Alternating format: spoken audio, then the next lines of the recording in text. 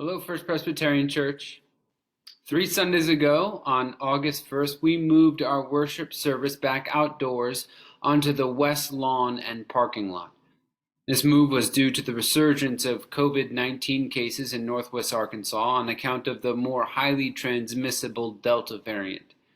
Shortly after our move outside, session reconstituted the COVID Commission to monitor the developing situation and implement changes to those times we gather together.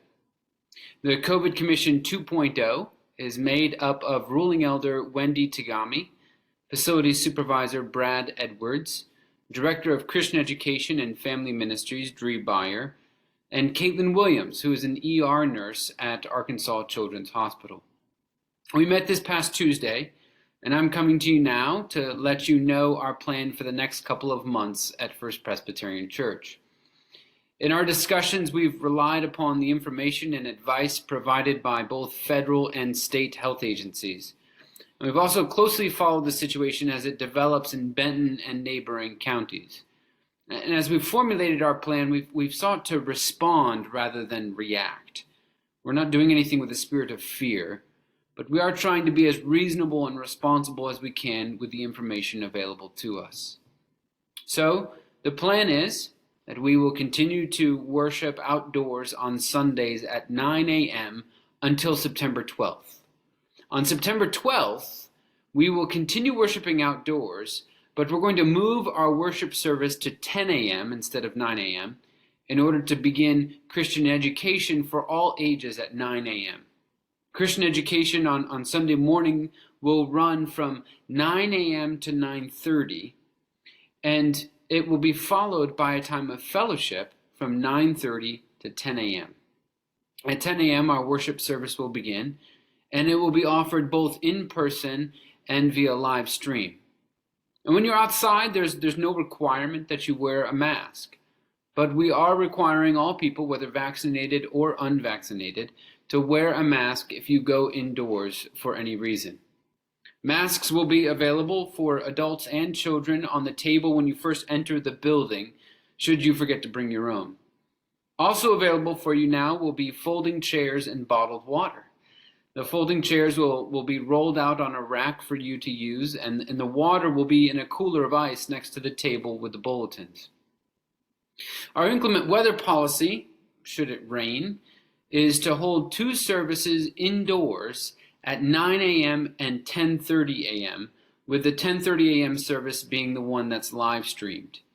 And during those services, there will not be any singing.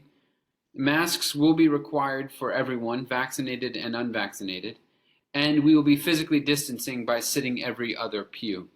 Advance reservations will not be required for those indoor services. And the decision to move indoors will be made before noon on Saturday and communicated via email and text, and also posted to our website and our Facebook page. And then we're eager to move back inside for worship as soon as we possibly can. And so I want to assure you that the COVID Commission will continue to frequently monitor this situation and adjust our protocols according to what we are seeing happening in our country, our state, and our county. For now, though, we feel that worshiping outdoors is a reasonable and responsible response to this situation. On Sunday evenings, we will be holding youth group for kids 5th grade through 12th grade. These gatherings will be masked and indoors. They're the only gatherings we are allowing to be regularly held indoors at this time.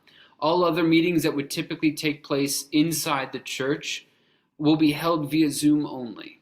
But due to the developmental needs of kids in this age bracket paired with their access to the vaccine, we feel it's important to provide them with the opportunity to be together in person while still mitigating risk through the use of masks and physical distancing.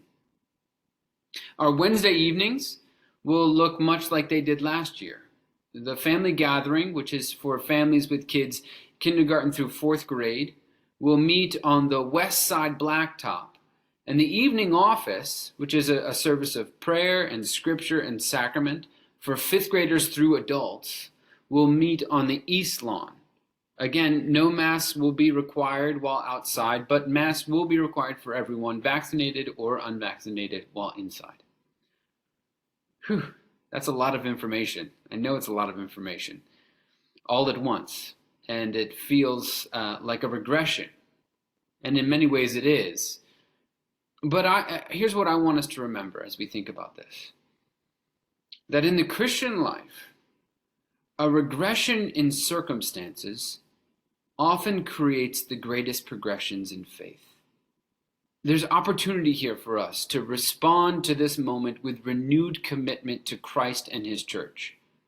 We can let these inconveniences and changes discourage us from meeting together, or they can breed in us a certain stubbornness and insistence in our faith about pursuing Christ and his body on earth.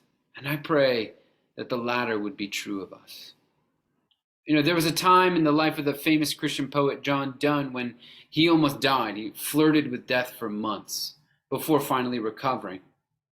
And reflecting on that time, John Donne wrote this: "Though I may have seniors, others may be elder than I, yet I have proceeded apace in a good university, and gone a great way in a little time by the furtherance of a vehement fever." The fever, which almost killed him, Donne calls in retrospect a good university. And I pray that we too will look back on this time in the life of our church and be able to declare the same exact thing. Though this season is difficult and threatening, yet we proceeded apace in a good university and have gone a great way in a little time. Oh, may the Lord make it be so.